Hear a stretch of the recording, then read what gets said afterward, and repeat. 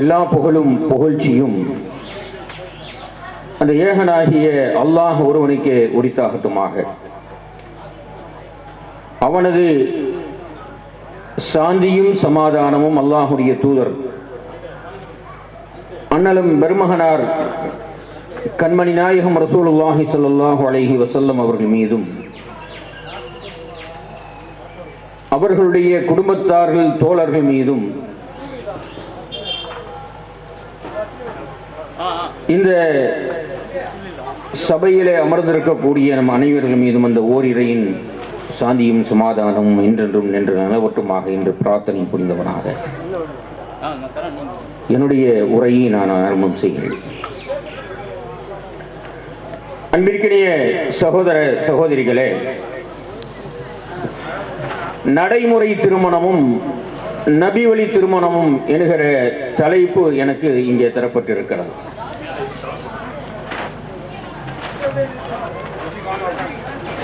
இந்த தலைப்புக்கான காரணம் என்னவென்று சொன்னால், இன்றைக்கு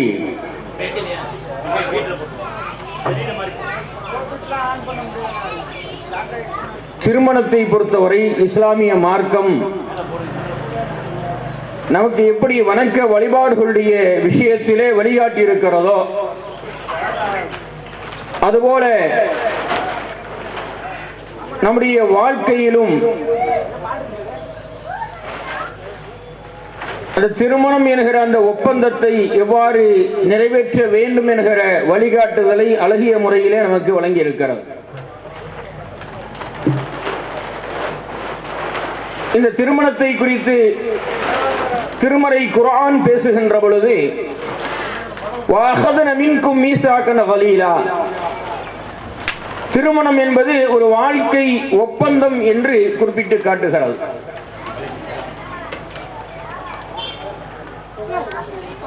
உண்மையிலேயே இஸ்லாம் வழிகாட்டக்கூடிய நபிகள் நாயகம் ரசூலுல்லாஹி ஸல்லல்லாஹு அலைஹி வஸல்லம் அவர்கள் வழிகாட்டி சென்ற திருமணம் என்பது மிக எளிய முறையிலே யாருக்கும் எந்த ஒரு பெரிய ஒரு சிரமமும் இல்லாத வகையில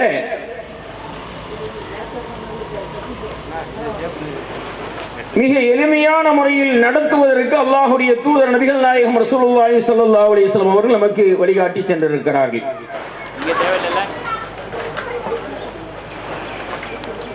இன்றைக்கு ஒரு ஒப்பந்தம் போடுவதாக இருந்தால் நமக்கு தேவையான ஏதோ ஒரு பொருளை நாம் விலை பேசுகிறோம், அந்த பொருளுக்கான விலையை நாம் கொடுக்கவிருக்கிறோம் என்று சொன்னால், அல்லது ஒருவரிடத்தில் ஒரு பொருளாதாரத்தை கடனாக ஒருவர் கேட்கிறார் நம்மிடமிருந்து, அந்த கடனை கொடுக்கிறோம் என்று சொன்னால் அதற்கு சாட்சிகளை வைத்துக் கொண்டு ஒரு கால அவகாசத்தை குறிப்பிட்டு ஒரு ஒப்பந்தத்தை நமக்குள்ளே போட்டுக் கொள்ளுவோம். இதுதான் ஒப்பந்தத்திற்கான நடைமுறை. இதே நடைமுறையை தான் திருமணத்திற்கும் இஸ்லாமிய மார்க்கம் நமக்கு வழிகாட்டுகிறது.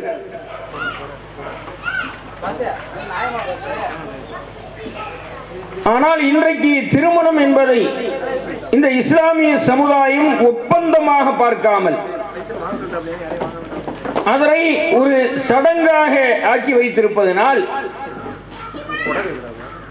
அதற்கு என்று பல சம்பிரதாயங்கள் இன்றைக்கு தேவைப்படுகிறது.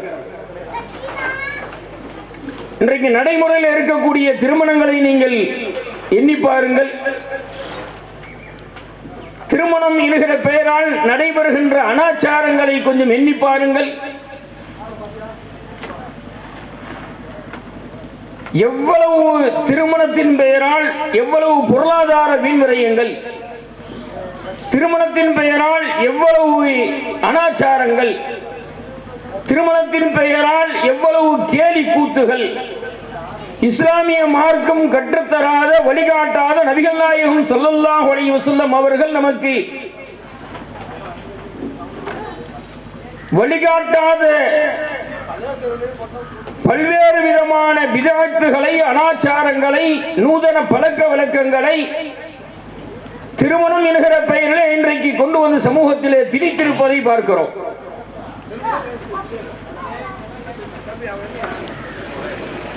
எந்த அளவுக்கு என்று சொன்னால் நீங்கள் எல்லாம் நடைமுறையிலே பார்க்கலாம். திருமணம் ஒரு ஆணுக்கு ஒரு பெண்ணை பார்க்கிறார்கள் என்று சொன்னால் பெண் பார்க்கக்கூடிய படம் அப்படியே துவங்கும்.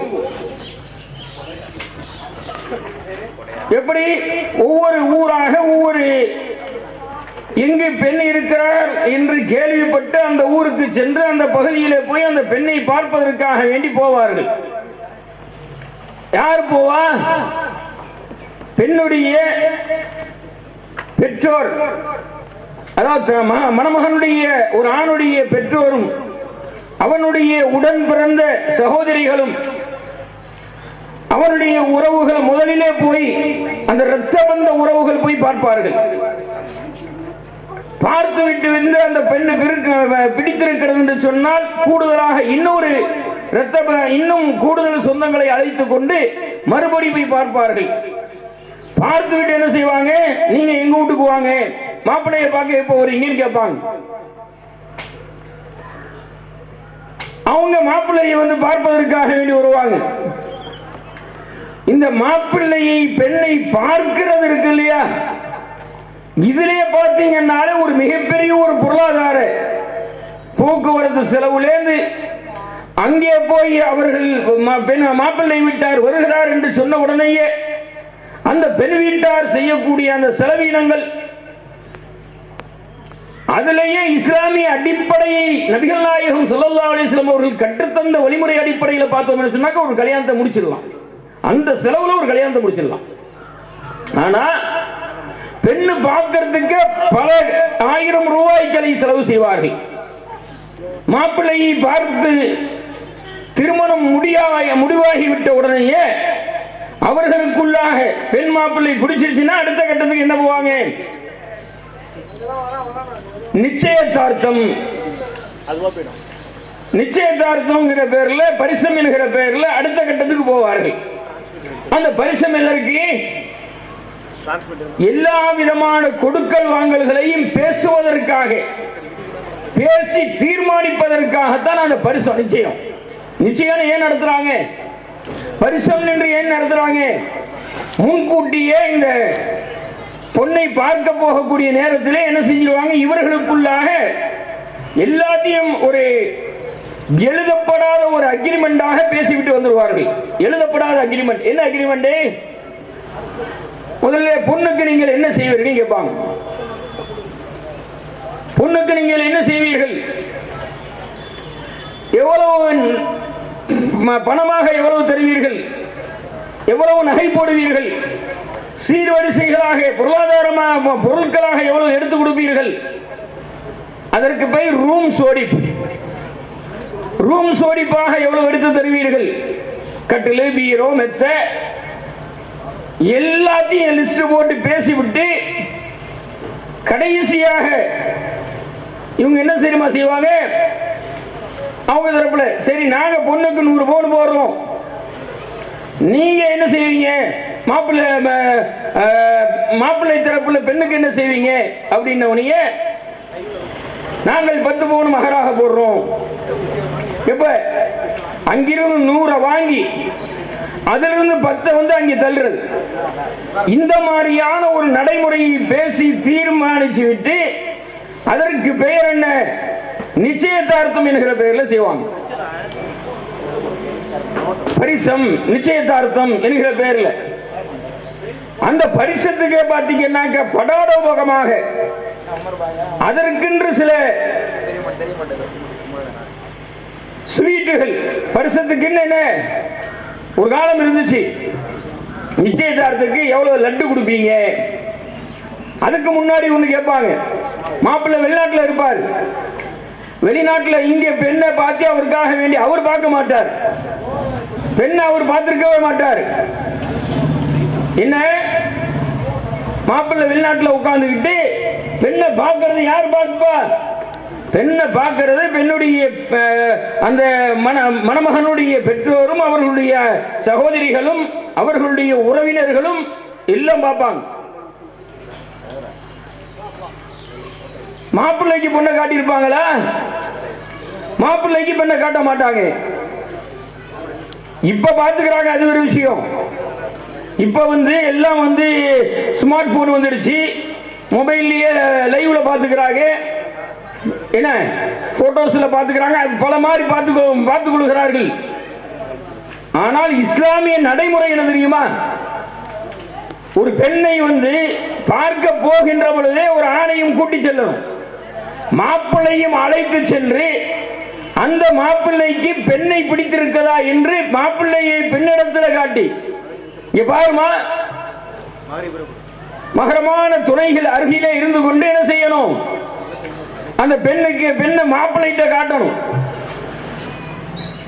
மாப்பிள்ளைய அந்த பெண்ணுக்கு பிடிச்சிருக்குதான் சொல்லி பெண்ணுடைய சம்மதத்தை முதலிலே பெற வேண்டும். பெண்ணுடைய சம்மதம் இல்லாமல் திருமணம் செல்லாது. பெண்ணுடைய சம்மதம் இல்லாமல் திருமணம் செல்லவே செல்லாது. அதே போல மாப்பிள்ளைக்கும் அந்த பெண்ணை பிடித்திருக்க வேண்டும். இந்த நடைமுறை இருக்குதா? நபிகள் நாயகம் ரசூலுல்லாஹி ஸல்லல்லாஹு அலைஹி வஸல்லம் அவர்களுடைய காலத்தில் ஒரு நபித்தோழர் வருகிறார். அல்லாஹ்வுடைய தூதரே, நான் ஒரு அன்சாரி குலத்தை சேர்ந்த ஒரு பெண்ணை, மதீனத்து பெண்ணை நான் மனமேசி இருக்கிறேன், திருமணம் முடிக்கவிருக்கிறேன் என்று சொன்ன பொழுது நபிகள் நாயகம் ஸல்லல்லாஹு அலைஹி வஸல்லம் அவர்கள் அவர்கிட்ட கேட்கிறாங்க, நீ அந்த பெண்ணை பார்த்தாயா? அவர் சொல்கிறார்களா? இல்லை என்று சொல்கிறார். சொன்ன உடனேயே ஊந்தூர், நீ போய் பார், ஏன்னா உங்கள் இருவருக்கு மத்தியிலே அதுதான் நல்ல ஒரு உறவை ஏற்படுத்தும், நீ பார்த்துக்கொள் என்று ரசூலுல்லாஹி ஸல்லல்லாஹு அலைஹி வஸல்லம் அவர்கள் சொல்றாங்க. சொல்லிவிட்டு சொல்றாங்க, அன்சாரி பெண்களுக்கு, மதீனத்து பெண்களுக்கு கண்கள்ல ஒரு சின்ன திராட்சை போன்ற கண்கள் அவங்களுக்கு. அப்ப அந்த மாதிரியான அது சிலருக்கு பிடிக்கும், சிலருக்கு பிடிக்காமல் கூட போகலாம். அதனால நாளைக்கு நீ அந்த பெண்ணை பார்க்காமல் மனமுடித்து விட்டு நாளைக்கு பிடிக்கல நிற்க கூடாது. அதனால நீ என்ன செய்ய, அந்த பெண்ணை நீ பார்த்துக்கொள் என்று சொல்லி நபிகள் நாயகம் ரசூலுல்லாஹி ஸல்லல்லாஹு அலைஹி வஸல்லம் சொல்றாங்க. அதே போல நபிகள் நாயகத்திட்ட ஒரு பெண்மணி முறையிடுறாங்க, அல்லாஹ்வுடைய தூதரே, என்னுடைய தந்தை எனக்கு பிடிக்காத ஒருவரை எனக்கு மணமகனாக தேர்வு செய்து விட்டார், கணவராக தேர்வு செய்து விட்டார் என்று சொன்ன உடனேயே நபிகள் நாயகம் ஸல்லல்லாஹு அலைஹி வஸல்லம் அவர்கள் அந்த திருமணத்தை செல்லாது என்று ரத்து செய்றாங்க. ஏன்? பெண்ணுடைய சம்மதம் இல்லாமல், பெண்ணுடைய அனுமதி இல்லாமல் திருமணம் என்பது செல்லவே செல்லாது. அப்ப முதல்ல என்ன செய்ய வேண்டும்? முதல்ல திருமணத்திற்கு எது அவசியம் என்று சொன்னால் பெண்ணுடைய சம்பந்தம் என்பது அவசியம். ஒரு ஆண் ஒரு பெண்ணை பார்த்து அந்த பெண் அந்த பெண்ணிடமிருந்து சம்மதம் வாங்குவது என்பது மிக அவசியம். அந்த நடைமுறை இன்றைக்கு இருக்கிறதா? இவர்களாக பார்த்து என்ன செய்வார்கள்? முடிவு செய்துவிட்டு எல்லாத்தையும் முடித்துவிட்டு கடைசியாக நிச்சயதார்த்தம் என்கிற பெயரில் வருவார்கள். அந்த நிச்சயதார்த்தம் கூட எதற்காக வேண்டி என்று சொன்னால், இவர்கள் ஏற்கனவே மறைமுகமாக பேசப்பட்ட, இவர்களால் பேசப்பட்ட அந்த கொடுக்கல் வாங்கலை பகிரங்கமாக வைத்து சபையில அறிவிப்பதற்காக. இப்ப கொஞ்சம் குறைஞ்சிருக்கு. இப்பெல்லாம் கொஞ்சம் அதாவது மறைமுகமாகவே எல்லாத்தையும் வாங்கி தீர்த்துக் கொள்கிறார்கள். சபைக்கு வருவது கிடையாது, சபையில கொண்டு வந்து வைப்பது கிடையாது. ஆனால் ஒரு காலகட்டம் இருந்துச்சு, சபையில ஒரு தட்டு, ஒரு சில்வர் தட்டுல என்ன செய்வாங்கன்னா அதுக்கு பெயரே தாம்பூல தட்டு. அதுக்கு பெயரே, தட்டுக்கு பேர என்ன? தாம்பூல தட்டு. அந்த தட்டுல தேங்காய், வாழைப்பழம், வெத்தலைப்பாக்கு எல்லாத்தையும் வச்சு அதோட ஒரு மஞ்சள் பையில சேர்த்து சுருட்டி வச்சு என்ன செய்வாங்க? ஒரு கத்தையா பணத்தையும் கொண்டு வந்து நடு சபையில வைப்பாங்க. வச்சுட்டு அஜர்த்து, முத்தவள்ளி, ஒரு நாட்டாம பஞ்சாயத்து எல்லாத்தையும் கூப்பிட்டு கொண்டு வந்து உட்கார வச்சு என்ன செய்வார்கள்? அல் ஃபாத்திஹா, இந்த அக்கிரமத்தை பாத்தியா, அதுக்கு அந்த அக்கிரமத்துக்கு ஒரு அல்பாத்தியா. எதுக்கு? அந்த வரதட்சணை பணம் இருக்குதுல்ல, அதை அப்படி வச்சுட்டு அப்படியே ஃபாத்தியா ஓதி அப்படியே ஒவ்வொருத்தருடைய கரங்களால ஆலிம்சா கையில் அப்படி தூக்குவார். தூக்கி அஜரத்து தேர்ந்து முத்தவள்ளி தேர்ந்து அப்படி நாட்டாம் பஞ்சாயத்துல அப்படி சுத்தி ஊர் மக்கள் எல்லாம் சுத்தி அப்படியே கொண்டு வந்து வச்சிருவாங்க. இன்னும் சில ஊர்களில் சில பழக்க வழக்கங்கள் இருந்தது. அந்த சீர்வரிசை அவ பயன்படுத்துகிற கரண்டி இருக்குல்ல, சின்ன அந்த கரண்டியிலிருந்து அவளுக்கு எடுத்து கொடுக்கக்கூடிய ரூம் சோடிப்பு வரையிலும் கட்டில் மெத்த வரையிலும் ஒரு பெரிய நீண்ட நெடிய லிஸ்ட். அந்த லிஸ்டையே வாசிப்பாங்க. ஒரு 20-30 வருஷத்துக்கு முன்னாடி பார்த்திருக்கீங்களா? அந்த லிஸ்டை என்ன செய்வார்கள்? அதை வாசிச்சு இதுக்கு பெயர் இஸ்லாமிய திருமணம். எந்த திருமணத்தில் இஸ்லாம் ஒரு பெண்ணுக்கு நீ குடி என்று சொன்னதோ அந்த திருமணத்தில் இவர்கள் என்ன செய்வார்கள்? வாங்கி கொண்டு அதை லிஸ்ட் போட்டு வாசிப்பாங்க. இந்த ஒரு அவலம்லாம் இருந்தது. ஏதோ இந்த ஏகத்துவத்தினுடைய எழுச்சிக்கு பிறகு தொடர்ந்து இவர்களை இதனுடைய விபரீதத்தை, வரதட்சணையினுடைய விபரீதத்தை எல்லாம் சுட்டிக்காட்டி இந்த அனாச்சாரத்தை எடுத்து பேசி ஒரு கட்டத்துக்கு அப்புறம் என்ன எப்படி வந்திருக்கிறாங்க? இன்றைக்கு முழுமையாக குறைந்திருக்கிறதா? என்ன குறையல? முழுமையாக குறைந்திருக்கிறதா? குறையல. ஆனா என்ன? மறைமுகமாக வாங்கி கொண்டிருக்கிறாங்க. சபைக்கு வராம உள்ளுக்குள்ளேயே வைத்து வாங்கி கொள்ளக்கூடிய நிலை இன்றைக்கும் இருக்கிறது. இதுதான் இன்றைக்கு நடைமுறையில் இருக்கக்கூடிய திருமணம். அப்ப பரிசத்துக்கு அப்புறமா என்ன செய்வாங்க? பரிசம் போட்டாச்சு, நிச்சயம் முடிவு பண்ணியாச்சு, தாம்பூல தட்டை சுத்தி வந்தாச்சு. தாம்பூல தட்டில் எல்லாத்தையும் வச்சு எல்லா இடத்துலையும் அப்படி சுத்தி வந்ததுக்கு பிறகு அடுத்தபடியாக இவர்கள் நாள் குறிப்பாங்க. எதுக்கு? அவங்க கதையை முடிக்கிறதுக்கா?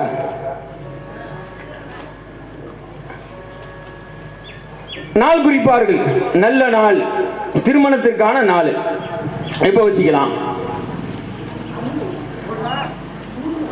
அந்த நல்ல நாளை பார்த்துட்டு அதற்கு போய் கேட்பாங்க, என்னைக்கு எதிர்த்து வச்சுக்கலாம் அப்படின்னு. இப்பெல்லாம் நம்மளே இன்னும் சில மக்கள் இருக்கிறாங்க, காலண்டர் தூக்கி பார்க்குற மக்கள் தான். காலண்டரில் முகூர்த்த நாள் போடுவான்ல, அதையும் பார்க்கக்கூடிய மக்கள் இன்றைக்கும் இருக்கிறார்கள். இஸ்லாமிய சமூகத்திலையும் காலண்டரில், அதாவது ஞாயிற்றுக்கிழமை நமக்கு எல்லாருக்கும் ஓய்வான நாள், அந்த நாளில் வச்சுக்கிட்டா பரவாயில்லைன்னு பார்த்தா கூட பிரச்சனை இல்லை. நல்ல நாள் எது? நல்ல நாள் குறிக்கப்பட்டுரும். அதற்கு பிறகு என்ன செய்வார்கள்? நல்ல நாளுக்கு பிறகு பத்திரிக்கை அடிப்பாங்க. அந்த பத்திரிகையில பாத்தீங்க அப்படின்னாக்க முபாரக்கான நன்னேரத்தில் பத்திரிகை.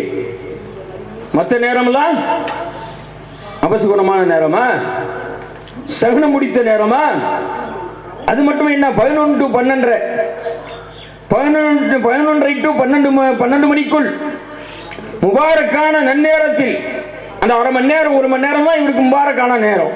மற்ற நேரம்ல சனி முடிச்ச நேரமா, பீடை பிடிச்ச நேரமா? இஸ்லாமிய மார்க்கத்தை பொறுத்தவரையிலும் நல்ல நேரம் பார்ப்பதற்கு மார்க்கத்தில் அனுமதி இருக்கிறதா? நபிகள் நாயகம் ரசூலுல்லாஹி ஸல்லல்லாஹு அலைஹி வஸல்லம் அவர்கள் சொன்னார்கள், எவர் ஒருவன்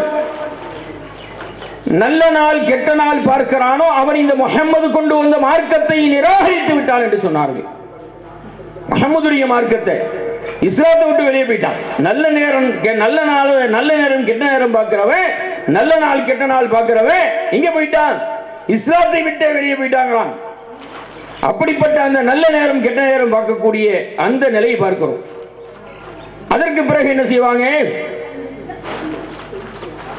பத்திரிகையை அடிச்சு, முபாரக்கான நன்னேரத்தில் அடிச்சு, அந்த பத்திரிகையை இஷ்யூ பண்ணுவதற்கு 3 மாத காலம், 2 மாத காலம், 5 மாத காலம், இப்படிலாம் டைம் எடுத்துக்கொள்வார்கள்.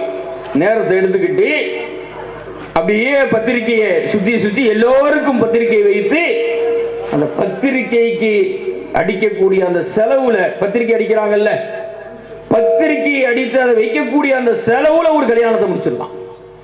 நபி வழி திருமணம் என்று சொன்னா நபிகள் நாயகம் ஸல்லல்லாஹு அலைஹி வஸல்லம் அவர்கள் கற்றுத்தந்த அடிப்படையில் நடைபெறக்கூடிய திருமணமாக இருந்தால் அந்த பத்திரிகை அடிக்கிற செலவுல ஒரு கல்யாணத்தை முடிச்சிடலாம் என்கிற அளவுக்கு இஸ்லாம் திருமணத்தை மிக எளிதாக ஆக்கி இருக்கிறது. ஆனால் இன்றைக்கு நடைமுறையில் இருக்கக்கூடிய திருமணங்கள் எவ்வளவு வேதனை. அதற்கு பிறகு பத்திரிகை அடிச்சு எல்லாம் ஊரெல்லாம் அழைச்சாயிடும்.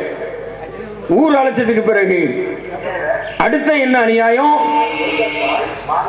இன்றைக்கு மண்டபத்தை பிடிச்சிடுறாங்க, பெரிய படாடோபமான முறையில் செய்யறாங்க. அன்றைக்கு என்ன, வீட்டு வாசல்ல ஒரு நீண்ட நெடிய பந்தல், பந்தலுக்கே பல்லாயிரம் ரூபாய்கள் செலவு செய்வார்கள். பந்தலை போட்டு பந்தல்ல வெளியில பாயெல்லாம் போட்டு தார்பாயெல்லாம் விரிச்சு என்ன செய்வார்கள்னாக்க ஒரு நாற்காலியை போட்டு மாப்பிள்ளையை கொண்டு வந்து திருமணத்துக்கு முதல் நாள் உட்கார வைப்பார்கள். திருமணத்துக்கு முதல் நாள் உட்கார வைத்து முதல் நாள் இரவு உட்கார வைத்து என்ன செய்வாங்கன்னாக்க மகரிபுக்கு பிறகு அதுக்கு பேர் நாளிடுதல். நாளிடுதல் என்று ஒரு சடங்கு செய்யறாங்க. இன்னைக்கும் இருக்கு. இன்னைக்கும் பல ஊர்களில் இந்த பார்க்கிறோம், இந்த கிளியனூர் போன்ற பல ஊர்களில் இந்த நாளிடுதல் என்கிற சடங்கு இந்த பக்கம் இருக்கிறது. நம்ம பகுதியில் தான் இந்த அநியாயங்கள் அதிகமாக நடக்கிறத பார்க்கிறோம். நம்ம பகுதியில் ஒருங்கிணைந்த இந்த தஞ்சை மாவட்டத்தினுடைய இந்த பகுதியில் தான் இந்த நாளிடுதல் என்கிற பெயரில் எல்லாம் இந்த அநியாயங்கள் அக்கிரமங்கள் நடைபெறுவதை பார்க்கிறோம். நாளிடுதல் என்கிற பெயரில் கொண்டு ஒரு சடங்கை வைத்துக் கொண்டு நாவிதரை கொண்டு வருவாங்க. நாவிதர்னா யார் தெரியுதா? நாவிதரை கொண்டு வந்து உட்கார வைப்பாங்க. மருத்துவர்னு சொல்லுவாங்க அவரை. நம்ம ஊர் பகுதியில் உஸ்தான்னு சொல்லுவோம். உஸ்தா மேலையும் வெட்டுவார், கீழையும் வெட்டுவார். அவரு அதுக்கு பேர் உஸ்தா. அந்த உஸ்தாவை கொண்டு வந்து உட்கார வச்சு என்ன செய்வாங்கன்னாக்கா, மாப்பிள்ளையை கொண்டு வந்து அந்த சேர்ல உட்கார வச்சுக்கிட்டு முன்னாடி ஒரு டேபிளை போட்டு அந்த டேபிள்ல ஒரு கிண்ணத்தில் பாலை வச்சு அப்படியே எல்லோரும் சுத்தி சுத்தி சுத்தி பக்கத்தில் கொஞ்சம் மருதாணியை வச்சிருவாங்க. மருதாணியை அரைச்சி வச்சு அந்த பக்கத்தில் கொஞ்சம் சீனி மருதாணி இதை வச்சு சீனியை போட்டுவிட்டு இந்த மருதாணியை தொட்டு உள்ள வச்சுட்டு இந்த தலையை சுத்தி சுத்தி என்ன செய்வாங்க, இந்த காசை கொண்டு வந்து அதில் போடுவாங்க. இதெல்லாம் ஒளிஞ்சிடுச்சு. நாம ஒரு நேரத்தில் இருந்தோம். இதெல்லாம் ஓரளவுக்கு பரவாயில்லை, சமுதாயம் திருந்துடுச்சு, சமுதாயத்தில் மாற்றங்கள் ஏற்பட்டுருச்சு. இப்பவும் பார்த்தா பல ஊர்களில் இந்த அனாச்சாரம் இன்னும் ஒழியலை, அப்படியே தான் இருக்கு. பல ஊர்களில் இந்த அனாச்சாரத்தை இன்றைக்கும் நாம கண்கூடாக பார்க்கிறோம். அதற்கும் அஜர்த்தை கூப்பிட்டுருவாங்க. அன்று மாலை அஜர்த்தெல்லாம் கூப்பிட்டு வச்சு ஊர் ஜமாத்தெல்லாம் கொண்டாந்து உட்கார வச்சு அல்ஃபாத்திஹா ஓதி முடிச்சதுக்கு பிறகு இவங்க அந்த சீனி அள்ளி மாப்பிள்ளை வாயில போட்டுவிட்டு அந்த மருதாணியை கொண்டு வந்து அந்த நெகக்கண்ணில் தடவிட்டு என்ன செய்வார்கள், தலையை சுத்தி சுத்தி சுத்தி அந்த பாலில் போடுவாங்க. காசை தலையை சுத்தி காசை எடுத்து பாலில் போடுவாங்க. எல்லாம் முடிஞ்சதுக்கு பிறகு அந்த பாலை என்ன செய்வாரு, பாலை தூக்கி கீழே ஊத்திட்டு அந்த காசை அந்த நாவிதர் எடுத்து போயிடுவாரு. எப்ப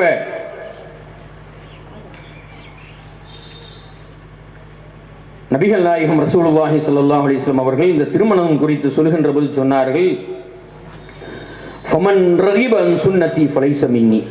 திருமணம் இருக்குது இல்ல, இது என்னுடைய வழிமுறையில் உள்ளது. இதை யார் புறக்கணிக்கிறானோ அவன் என்னை சார்ந்தவன் இல்லை என்று சொன்னாங்க. நிக்காஹ் ஹுத்துபாவில் இதை ஓதுவாங்க. நிக்காஹுடைய ஹுத்துபா இருக்குல்ல, அந்த நிக்காஹ் ஹுத்துபாவில் ஆலிம் சாக்கெல்லாம் உட்கார்ந்து ஓதுவார்கள். எப்படி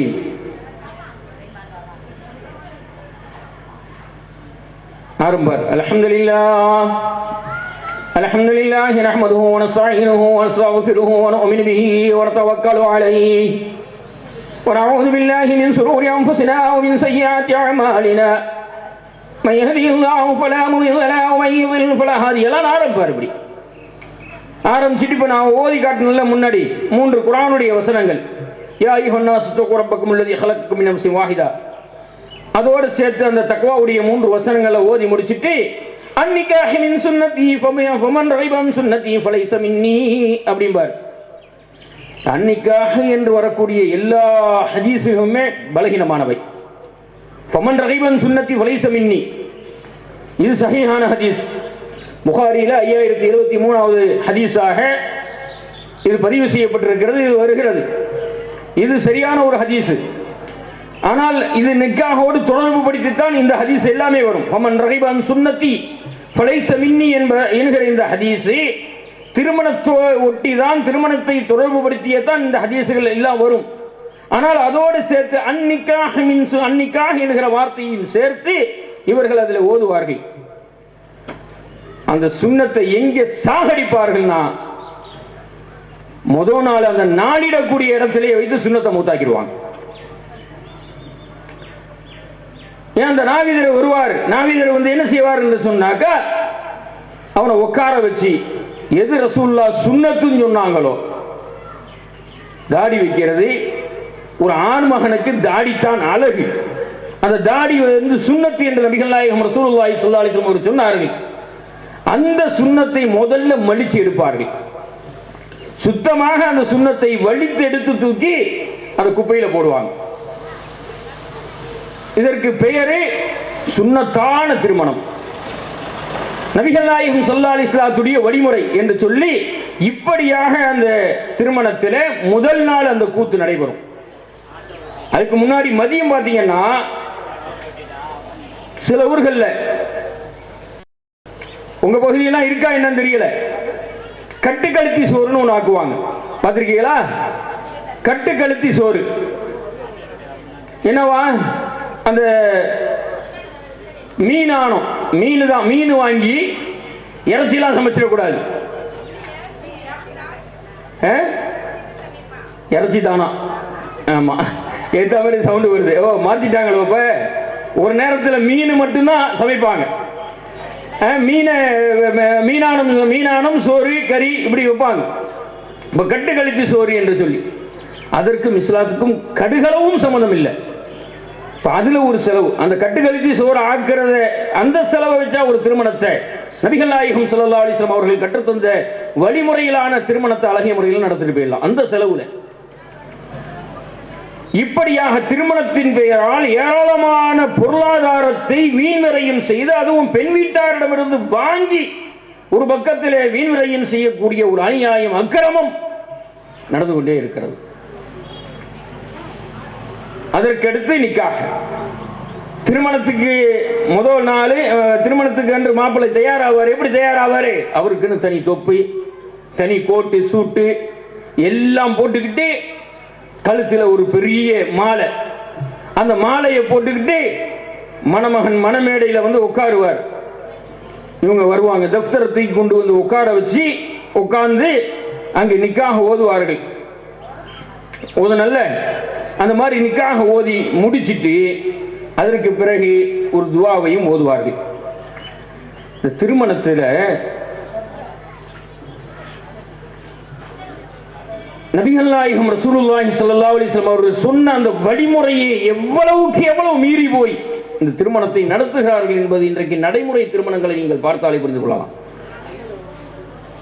ரசூலுல்லாஹி ஸல்லல்லாஹு அலைஹி வஸல்லம் காலத்தில் எத்தனை திருமணங்கள் நடந்தது. அப்துர் ரஹ்மான் பின் அவுஃப் என்கிற ஒரு நபித்தோழர் திருமணம் செய்தார்கள். ரசூலுல்லாஹுக்கு தெரியாமல் நடந்தது அந்த திருமணம். ரசூலுல்லாஹ்வாக அவர்களுடைய அடையாளத்தை பார்த்து என்னன்னு விசாரிக்கும் போதுதான், விசாரணை செய்து தெரிந்து கொண்டார்கள். ஏனப்பா நேற்று திருமணம் நடந்துங்கிற, ஒரு விருந்தையாவது ஒரு ஆட்டையாவது அறுத்து விருந்து கொடுக்க கூடாதா என்று கேட்டார்கள். முதல்ல ரசூலுல்லாஹ் கேட்ட கேள்வி என்ன தெரியுமா? திருமணம் முடிச்ச நீங்க அந்த பெண்ணுக்கு என்ன கொடுத்தேன்னு கேட்டாங்க. மஹர், ஒரு பேரித்தன் கொட்டை அளவுக்குண்டான தங்கத்தை நான் மகராக கொடுத்தேன் என்று அப்துர் ரஹ்மான் பின் அவுஃப் என்கிற அந்த நபித்தோழர் சொல்லுவார். ஆனால் இன்றைக்கு அப்படியே பெண் வீட்டாரிடமிருந்து முக்கால்வாசி எல்லாத்தையும் வாங்கிவிட்டு அதில் ஒரு கொசுரை கொண்டு வந்து மகராக கொடுப்பார்கள். கொசுரன் கூட சொல்ல முடியாது. ரொம்ப ரொம்ப அற்பத்திலும் அற்பமான விஷயத்தை மகர் என்று சொல்வார்கள். மகரு கொடுக்கப்படும். எப்படி கொடுப்பாங்க மகர? 501. அப்பெல்லாம் ஒரு நேரத்தில் 20-30 ஆண்டுகளுக்கு முன்னாடி 501 ரூபா மகர். அந்த மகரையும் இங்கே தஃப்தரில் வாசிக்கப்படும். வாசிச்சு முடிச்ச பிறகு குத்பாவை ஓதிவிட்டு அதன் பிறகு ஒரு நீண்ட நெடிய ஒரு துவாவை ஓதுவார்கள். அந்த துவாவுக்கும் இஸ்லாத்துக்கும் சம்பந்தம் கிடையாது. எந்த அளவுக்கு ஓதுவாங்க நீங்க எல்லாம் பார்த்திருக்கலாம். திருமணத்தினுடைய வீடுகளில் அந்த துவாவை பாடலாக யார் படிச்சிருப்பார்? நாகூர் ஹனீஃபா படிச்சிருப்பார். அந்த துவா இல்லாட்டி, அந்த பாடல் இல்லாட்டி திருமண வீடாகவே அது தெரியாது. பார்த்திருக்கீங்களா? வாழ்க வாழ்கவே வாழ்க வாழ்கவே வாழ்கவேன்னு சொல்லிட்டு யாரு? நாகூர் ஹனீஃபா படிச்சிருப்பார். மணமக்கள் பல்லாண்டு வாழ்கவேன். அது அப்படி எங்கே படிப்பாங்க? அல்லாஹும் அல்லிஃப் பைனஹுமா. நாங்களாம் இமாமத்தில் இருக்கக்கூடிய காலத்தில் நானே இந்த துவாவை அதிகமாக ஓதி இருக்கிறேன். இந்த துவாவை ஓதுவதற்காக வேண்டிய எங்கே நிக்காஹுக்கு போனாலும் என்னை அந்த துவா ஓத விட்டுருவாங்க. எப்படி? அல்லாஹும்ம அல்லிஃப் பைனஹுமா கமா அல்லஃப்த பைன ஆதம ஹவ்வா அலைஹி வஸ்ஸலாத்து வஸ்ஸலாம். ஆதம் அலைஹிஸ்ஸலாம், ஆதம் ஹவ்வாவை எப்படி வாழ்ந்தாங்க, யூசுப் சுலைஹா எப்படி வாழ்ந்தாங்க, மூசா சஃபூரா ஹாஜரா எப்படி வாழ்ந்தாங்க, அய்யூப் ரஹிமா எப்படி வாழ்ந்தாங்க. எங்கூர்ல ஒரு அஜர்த் இருக்கார், நூஹு ஃபாரிசாம்பார். நூஹுக்கு ஃபாரிசா மனைவின்னு யார் சொன்னான்னு தெரியல. குர்ஆனிலும் இல்லை, ஹதீஸிலும் இல்லை. நூஹுடைய மனைவி அல்லாஹ் காஃபிர் என்று சொல்றான். ஆனால் அவர் நூஹு ஃபாரிசா என்றெல்லாம் ஓதுவார்கள். முதல்ல இப்படி ஒரு துவா ஓதக்கூடாது, அது முக்கியம். அப்படி மார்க்கத்தில் இல்லை. ஆனால் அப்படி ஒரு துவாவை நாம கேட்கலாமா? திருமறை குர்ஆனுடைய சொல்லுக்கு, திருமறை குர்ஆன்ல அல்லாஹ் கற்றுத்தந்த பிரார்த்தனைக்கு நேர் எதிராக இந்த அல்லிஃப் பைனஹுமாவுடைய துஆக்கள் அமைந்திருக்கக்கூடிய நிலையை நாம் பார்க்கிறோம். அல்லாஹ் குர்ஆன்ல சொல்றான், மாலா தவக்கலனா பிஹி வஃபு அன்னா. இறைவா, எங்களின் மீது சக்தி இல்லாத, சக்தி பெறாத, எங்களுடைய சக்திக்கு மீறிய துன்பத்தை எங்கள் மீது சுமத்தி விடாத என்று சொல்லி அல்லாஹ் கேட்கிறான். அல்லாஹ் கேட்க சொல்கிறான் நம்மளை.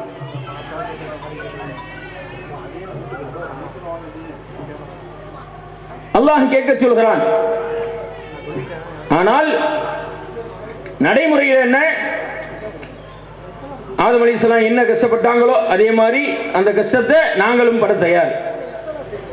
அய்யூப் அலைஹிஸ்ஸலாம் அவர்கள் என்ன கஷ்டப்பட்டாங்களோ அந்த கஷ்டத்தை நாங்களும் எங்க மணமகளும் பட தயார் என்று சொல்லி இவர்கள் மணமகளுக்காக துஆ செய்கிறார்களே, இது எவ்வளவு பெரிய ஒரு சாபத்திற்குரிய ஆபத்தான துஆ தெரியுங்களா? நபிகள் நாயகம் ரசூலுல்லாஹி ஸல்லல்லாஹு அலைஹி வஸல்லம் அவர்கள் மணமக்களுக்கு மிக எளிய முறையிலே ரத்தின சுருக்கமான ஒரு பிரார்த்தனையை கற்றுத் தந்தார்கள். பாரக்கல்லாஹு லக வ பாரக அலைக வ ஜமா பைனகுமா ஃபி கைர் என்கிற துஆ. அல்லாஹ் உங்களுக்கு பரக்கத் செய்வானாக, உம்மீதே அல்லாஹ் பரக்கத் செய்வானாக, உங்கள் இருவரையும் நல்ல விஷயங்களிலே ஒன்று சேர்ப்பானாக. இதைத்தான் ரசூலுல்லாஹி ஸல்லல்லாஹு அலைஹி வஸல்லம் அவர்கள் வாழ்த்தாக, துஆவாக மணமக்களுக்கு செய்தார்கள். இதை தவிர கூடுதலாக எதுவும் செய்யவில்லை. ஆனால் இவர்கள் இன்றைக்கு அமர்ந்து கொண்டு மணமக்களுக்கு அவர்களால் சக்தி பெற முடியாத, தாங்கிக் கொள்ள முடியாத, அவர்களுடைய சக்திக்கு மீறிய இவர்களால் உண்டாக்கிய பிரார்த்தனையை கேட்டுக்கொண்டிருக்கிறார்கள். அதே போல திருமணத்தில் நபிகள் நாயகம் ரசூலுல்லாஹி ஸல்லல்லாஹு அலைஹி வஸல்லம் அவர்கள் சொல்கிறார்கள், நபி வழி திருமணம் என்று சொன்னால் இன்ன அஅலமன் நிகாஹி பரக்கத்தன் வ ஐஸரஹு மஊனா. எந்த திருமணம் குறைந்த செலவிலே நடத்தப்படுகிறதோ அதுதான் அல்லாஹ்வுடைய அபிவிருத்தி பரக்கத் நிறைந்த திருமணம் என்று நபிகள் நாயகம் ரசூலுல்லாஹி ஸல்லல்லாஹு அலைஹி வஸல்லம் அவர்கள் சொன்னார்கள்.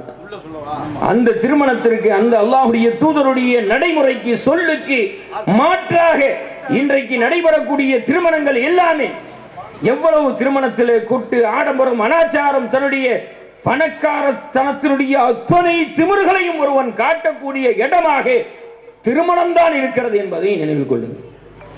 திருமணத்தில் கொண்டு வந்தான் தன்னுடைய பொருளாதாரத்தினுடைய அத்தனை திமிர்களையும், என்கிட்ட காசு இருக்கு, என்கிட்ட பணம் இருக்கு, நான் நினைச்சால் என்ன வேண்டுமானாலும் செய்வேன் எனக்கூடிய அளவுக்கு இன்றைக்கு இந்த சமுதாயத்தில் இருக்கக்கூடிய செல்வந்தர்கள் தங்களுடைய பொருளாதாரத்தை கொண்டு வந்து திணிக்கக்கூடிய இடம், அவர்களுடைய திமிர்களை, படாடோபத்தை, பகட்டை காட்டக்கூடிய ஒரு இடமாக திருமணம் தான் இருக்கிறது என்பதை நாம நினைவிலே கொண்டு, இப்படிப்பட்ட திருமணங்கள்ல அல்லாஹ்வுடைய அபிவிருத்தி இருக்காது, பரக்கத் இருக்காது.